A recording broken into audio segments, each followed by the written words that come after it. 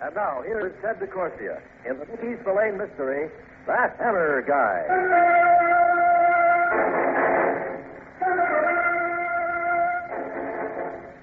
You're not a poetic guy, at least you won't admit to it around the joints where you hang out. But come spring and the hardcore inside you starts to crack and melt away. And you find yourself rhyming June and moon. And like they say, in the springtime a guy's fancy turns to thoughts of lighter things. Right now your fancy is turning to the lightest thing in your life. Your girl Friday Zelda, who's the juiciest looking dame to you any day of the week. You've got an hour to slaughter before you date with her, and you amble through Central Park. You spot the couples and clinches, and you're hoping that the warm evening breeze will melt that final wall of resistance felt always hiding behind. You're walking along a dim-lit path, creating exciting fantasies in your mind when you hear the voice. I beg your pardon. The dame is sitting on a bench alone, almost hidden in the shadow. Her voice has a pleasant, tickling effect on your ears. Naturally, you're curious about the rest of it. You got time, so you walk over to her. My lighter's in a stubborn mood. Could you help me? You strike a match, and the light wipes away the shadows. You like what you see. You like it so much you gawk like a hick kid who sees a sideshow dance act for the first time. You'd better be careful. Huh? The match. You burn your fingers. The match? Oh, the match. Yeah, thanks. Thank you. Anytime. Nice time. Very. You, waiting for somebody? Okay, it's none of my business. No, I'm not waiting for anyone. Why? Some kind of a funny place for a dame like you to be alone. I guess that's none of my business either. I'm not a dame. Well, just an expression I use loosely. Well, maybe you'd better tighten up your vocabulary. I'll take that under advisement. I'm sorry, I had no right to be so nasty. Everybody should be that nasty with me. I came to the park because I like it here. Protective coloration, huh? I beg your pardon. The black dress you're wearing, and sitting here in the shadows. Protective coloration. I learned about it in biology once. Animals use it to hide from other animals of prey. I have nothing to hide. This, I can see. Thanks again for the light. Glad to miss, huh? Now, so long. Oh, wait. Yeah? You don't have to go if you don't want to. Well, I wasn't really. You're pretty sure of yourself, aren't you? I've been known to make mistakes. Well, this might be a big one. I'll take my chances. A gambler? When the odds are right. I like you. You're direct. My name is Marcia Bowman. I like you, but you're not direct. I don't know what you mean. I mean, you're lying. What? About your name. What are you talking about? Your last name. It's not Bowen. No, then what is it? You tell me. Just what sort of a game is this? Suppose you tell me that, too. Now, excuse me. Look, I'm no cop. I'm not going to blow the whistle on you. You think When that... I lit your cigarette, I saw the monogram on your bag. The initials were M.J., and Bowman doesn't begin with J, even on a loose vocabulary, does it? I'm sorry I was nice to you. No, you're not. You want me here with you. That's the idea, isn't it? Where did you get that silly idea? You want me here because you're in some kind of a jam. Oh, ridiculous. You don't know what you're talking about. You know I do. Why are you sitting here in the dark? Why'd you give me that phony name? That doesn't prove a thing. Maybe this will. Dad, you stand and go. You give that back to me. I'll scream. Go ahead. Yell your head off. You... Here's what I was talking about, this gun. A .45 is kind of big to carry around in such a small purse, or is that the latest Parisian style? You give me that gun. Maybe after we talk. You give it to me or I'll get the police. You do, and you'll have to show them a license. The cops are real fussy about things like that. Now, what about that talk? It wouldn't interest you. Try me and see. All right, but do you mind if I light another cigarette first? When you hold up another match for her, you see her hand shake like a Model T going over a rough road, and the muscles in her face draw tight. You flick out the match and wait for her to begin. But you don't even hear her get to the first word.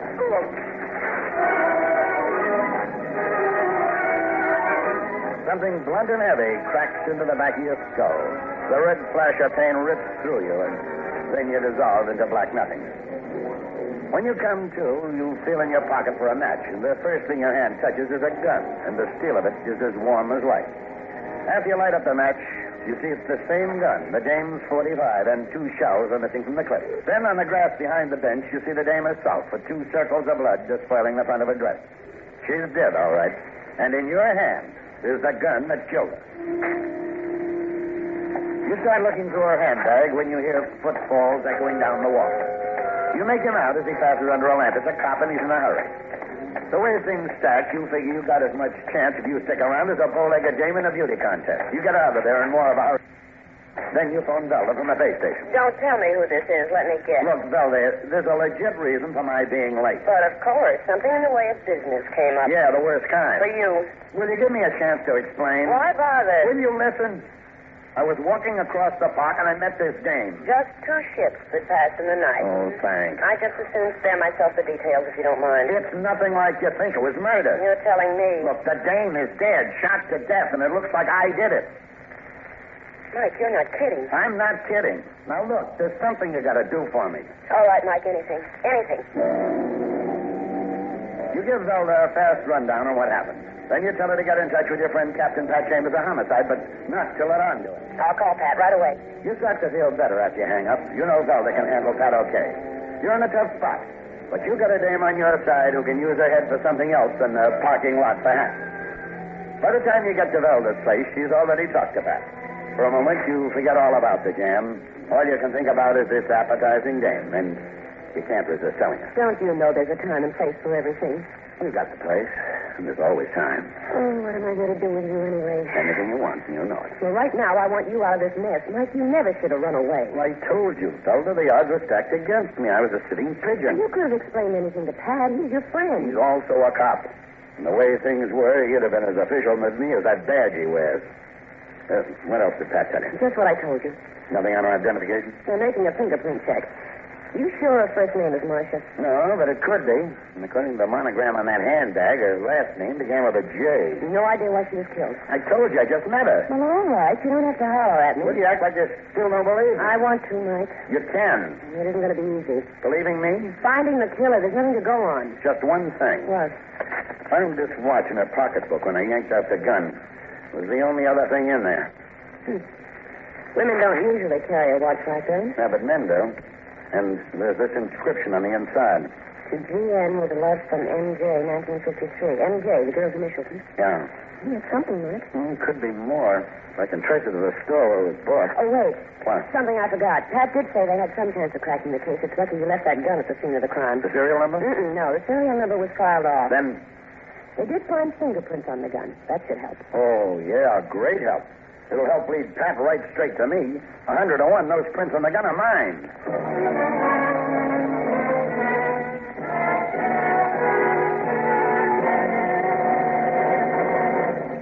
In just a moment, we'll return to the Mickey Spillane Mystery, That Hammer Guy. This is just the what happened inside. Radio, that's where it is. The global, music for standing. All of the accents can be found on radio. So what happened inside? This is just the what happened inside. Radio, that's where it is. The music and feeling. Starting people yes, you feel it all around this radio. So what happened inside? What happened gets around on radio. So what happened inside? Radio. So what happened inside? And now, back to the Mickey Spillane Mystery, That Hammer Guy. So you're off and running in another rat race, only this time it's yourself you're trying to keep out of the trap. And so far, the only thing that's going to keep it from closing on you is that man's watch you got out of the dead dame's handbag. You and Velda do a tracking job. 2 days later, you trace the watch to a jewelry store on Madison Avenue. And from there, the trail leads to the Elms, a roadhouse up in Westchester where the right connections will get you into the back room, where the suckers flirt with Lady Luck on the green silk card and dice table. It's 9 p.m. when you amble into the joint, and you're greeted by a bamboo blonde who looks like she just stepped down from the GI's pinup collection. Hello. The way she says that is intended to make you feel like you're the last guy on earth. You're alone. Terror. I'm Dorothy Peters. Maybe I can help. I wouldn't be surprised, Dorothy. I'm here to help. Do what I can to lighten our patrons' evening. And pocketbooks, too. Now, that is a crude Oh, enough. I'm a good guy. I like a man who doesn't pull his punches. Actually, I like a dame who can take it. I think we get along fine. Only time will tell. I have all evening. I wish I did. You know what hates me? Maybe we'll talk about the pros and cons of that later. Well, there's a cozy table over there in the corner. Why not talk about it now? Because right now, there's some talking I want to do with Ted Beckley, the character who runs this joint. Oh, he's expecting you? Mm-hmm. Ted's busy, I know. Suppose you tell him I've got to see him anyway. Well, you make it sound really important. A murder is always kind of important, especially to the one who gets killed. What's this all about? Well, right now, Dorothy, that's between Beckley and me. And that door over there marked private, that's Beckley's office. Yeah, you come on. I'll take you to Ted. Yeah, great. You wait here, please. Ted, there's someone outside to see you. Who is it, Dorothy? I don't know. The name is Hammer Beckley, Mike Hammer. Who asked you in here? Can't you read? A sign on the door says private, and that means strictly. That's what I'm here about, Beckley. Something strictly private. He says it's something about murder, Ted. You a cop?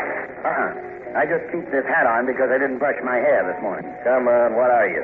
A crude guy by nature, a private investigator by what they call profession. What's this murder stuff about? That's what I want to find out. You don't talk sense. I will. Get back out front, Dorothy. But I... Do what I tell you. Well, all right, Ted. Okay, Hammer, let's have it. There was a killing a couple of nights ago in Central Park, a dame. So far, she hasn't been identified. I traced the man's watch she'd bought a year ago to a jewelry store. According to the store's record, that watch was nailed here to a George Norton. Know anything about Norton? George used to be my partner. The dame who bought the watch gave me the name of Marcia Jordan. Know anything about her? Sure, Marcia used to work here. She was George's girlfriend before he took up with Dorothy. The dame who brought me in here. That's right. You see Marcia Jordan lately? No, not for 6 months. Not since that night it happened. Since what happened? Since that night George and Marcia went for that car ride. Since that night the Peekskill cop found George Norton in that car with 2 slugs in his head. After you leave Beckley's joint, you drive up to Peekskill and check out his story with a local gendarme. Beckley fed it to you straight all right down the line. Then you stop at a gin mill across the street and phone Velda in town. But now that Marcia herself is dead, it could mean the police are wrong about her. You know it could mean that. It could mean that she kept herself under wraps for 6 months to save her own skin. What now, Mike? What now? You feel as useless as a deep freeze in an igloo. You tell Velda you'll see her at the office in the morning. All right, Mike, but take it easy. You promise? Velda knows you. She knows the frustration leads you to the bottle. You hang up, not making any empty promises. Then you go over to the bar and order a double bourbon. Mind if I join you? You tell the little guy with a mouthful of gleaming white choppers that you do mind. To be alone, that is bad enough. To be alone and unhappy, that is terrible. Look, if I want my fortune told, I'll go to a gypsy zero. I'm only trying to be friendly. I got enough friends. And perhaps enemies too, huh? Do you like that music? Rumba. I put the money in a machine to play that. Rumba. My favorite. I always play that one. For 5 cents, you can recapture a memory. A song. One song can mean so much in your life. Look, whatever your name is... Carlos Gomez, and it's a pleasure to know you. That song, a sad memory. Even the moment I recapture it is not really mine. She was so beautiful, like a star, but she could never be mine. I danced with her only once to that song. I think inside she laughed at me. I was so nervous and so clumsy. But I didn't care if she left. I would have done anything for her. Anything she asked, no matter what she thought of me. Beautiful. Like a star. Can you understand what I mean? Yeah, maybe I can, but what's the difference? Oh, it is especially important that you understand. Why me? Because perhaps in a way you can do something for her which I can't. Why should I do anything for her, whoever she is? Because you will be doing it for yourself at the same time. She was Marcia Jordan. What? I follow you here. I overhear what you said at Beckley's place. I'm a waiter there. Waiter, but I'm a man, too. None of them, they don't know what a man I am. They don't know nothing about me. Soon I will laugh at them. Out loud, I will laugh. The Jordan dame. Every time I play that music, I close my eyes. I see myself dancing with her. That one dance. I see myself not clumsy and nervous the way I was, but elegant and graceful. You said I could do something for myself. And for her. You mean about getting a killer? Yes. Well, what is it? Tomorrow night I will have what you want. I am sure. Well, what's the matter with tonight? No. You will have to wait till tomorrow. There will be no mistake then. You can meet me? You name the place and when, Gomez. The side street around the corner. 10 o'clock. You step out of your car, I will come to you. 10 o'clock. All right. I'll be there. Oh, she was like a star. So beautiful, but distant.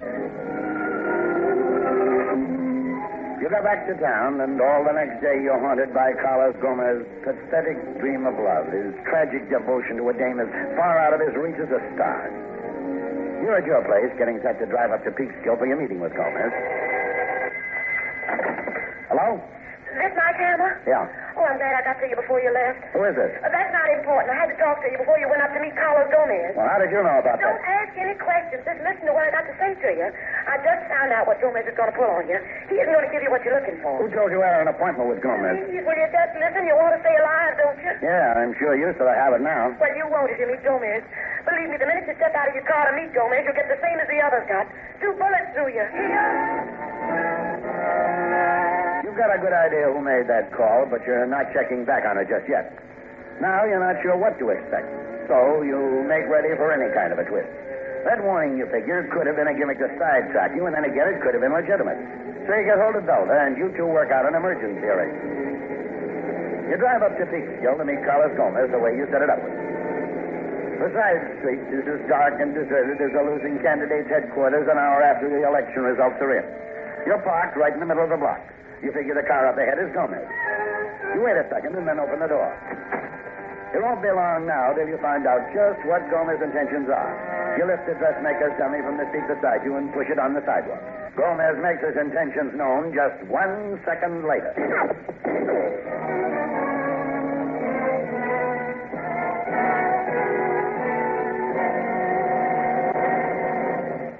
In just a moment, we'll return to the Mickey Spillane Mystery, That Hammer Guy.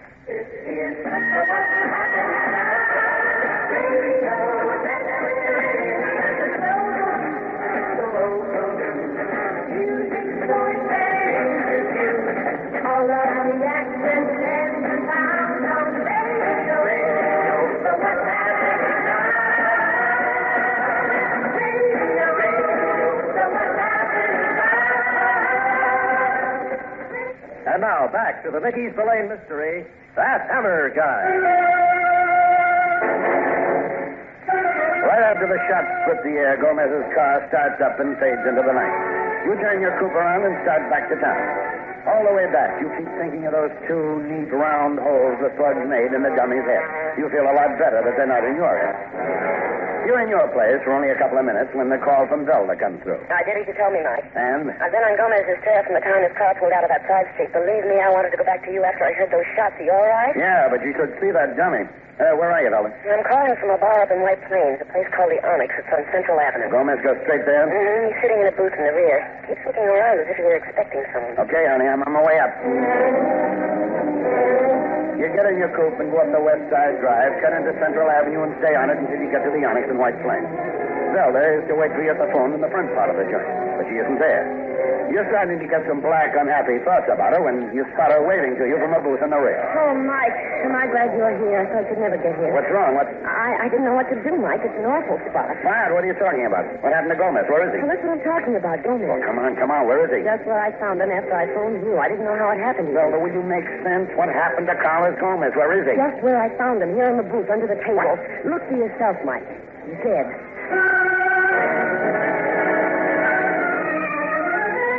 You look for yourself. Gomez is dead, all right. He's rolled up in a ball under the table, and the brown handle of a knife is sticking out between his shoulder blades. Mike, what are we going to do? There's only one thing for you and Zelda to do. Get out of there and fast. You can feel her trembling as you take her arm on the way out. Oh, Mike, I never was so glad to see anybody in my life. You tell her you're going to make her prove that later on when there's time. I'm going with you. I've gone this far. You tell her she's gone far enough. From here on, you're playing at the keep. After you put Zelda in her car and send her off, you drive over to Beckley's Roadhouse. Ted Beckley isn't any help to you this time. Dorothy Peters is conspicuously absent from the joint. You find out where she lives and go over to her place. Yes? Oh, you. The way she says that is intended to make you feel like you're the last guy on earth. It's the last guy she wants to see. What do you want? First, I want to thank you for lightening my evening. I know what you're talking about. I'm talking about that phone call you made to me before I left for my appointment with Gomez. Phone call? Gomez, you're not making sense. According to the switchboard record downstairs, I'm making a lot of sense. You made a call to my number. So the least I can do is to thank you for my life. I'm curious. Why did you bother? Yes, Dorothy, why did you bother? Go ahead in, Hammer. This time I'm inviting you. I don't see how I can refuse your invitation, Beckley. I don't see how either when it's engraved on this 45. Inside, both of you. So you weren't feeling well tonight, huh, Dorothy? Sick, so you couldn't come to work. Ted, You're going to be even sicker. I followed you here, Hammer. Sailing me has turned out to be a sort of a national sport. I followed you because you gave me sort of a shock when you showed up at my place alive. You know what I mean? I can guess. Dorothy here doesn't have to guess. She knows. Don't you, Dorothy? Well, no, Sure I- she does, Hammer. She knows I had you tabbed for the same place I sent George Norton. I had it set up nice and neat. Carlos Gomez was going to put on another shooting session for me, just like he did on Norton. But somebody tripped up me and Gomez. And it's a good thing Gomez isn't alive to hear about it. He'd be awfully disappointed. Gomez is dead. Didn't break my heart. I figured I didn't need him anymore. I had somebody pay him off at the Onyx Bar over in White Plains. Now to you, Dorothy. Somebody tipped Hammer off. That somebody was you. Well, no, Ted, I wouldn't do a thing like that. Besides, how would I know? You didn't tell me. Nobody knew about the deal I had with Gomez except you. But you didn't tell me, Ted. Right, I didn't. Well, then how could I know? I tried to figure out how Hammer got wise, and then I remembered. I remembered you were standing outside my office last night when Gomez walked out, and you had your ear to the door. You heard what we said. All right, Ted, I heard. Well, I can say thanks to you anyway, Dorothy. Why did you do it? Why? Martha Jordan. What? She wasn't a bad kid. You promised me, Ted, you wouldn't keep after her. You promised me as long as you kept the mouth closed about George Norton, you'd let her alone. What was she to you? Nothing. Just a nice kid. Too nice to get what she ended up with. What's the matter with you? Are you crazy? I set up a nice spot for us. I get Norton out of the way so the club is mine. Ours. And then you go pull a rotten, lousy trick like that. I couldn't help it, Ted. You can't go on killing. I had to stop you somewhere. Just had to stop you. No wonder you didn't call the cops. I just wanted to stop you, that's all. And she did, Beckley. Not yet, Hammer. There's still you. And her. You won't get away so easy this I'll time. take my chances. Now get over there with her. Go on, get over there. You move over next to the dame. You can see she doesn't feel any way about it. But with you, it's different. Like I said, I'll take my chances. And you take yours. You don't know just how, but you do know you don't have much of a choice. But when the door buzzer starts to cough, you get an unexpected choice. Beckley takes his eyes off you for an instant, and in that instant, you take off with a flying leap head first. You hit him with all you've got, and the wind hisses out at him like gas is coming from a jet. He goes down and starts to roll on the floor like a lopsided apple. The gun is still in his head, and he can still make a lot of trouble for you. So you bend over him, and with the back of your hand, crack him right behind the ear. From then on, he's a sleeping rabbit. The buzzer is still sounding off. You go to the door and open it, and you find out the aren't finished for this evening yet. Well, it took you long enough to answer. Zelda glares at you like the schoolgirl that finds her boyfriend carving another kid's initials on a tree. I followed you because I thought you might need me, and what happens? I find you in another woman's apartment. You tell her you've never been so glad to see anybody in your life. You're going to have a job proving that. Everything is proven for you when you bring her in and show her back. On the way back to town, she tells you how sorry she is. I am, I'm so sorry for Miss Sutton. But the way things stack up, you're not a bit sorry. Because that final wall of resistance, all that keeps between her and you, starts to crumble into beautiful dust.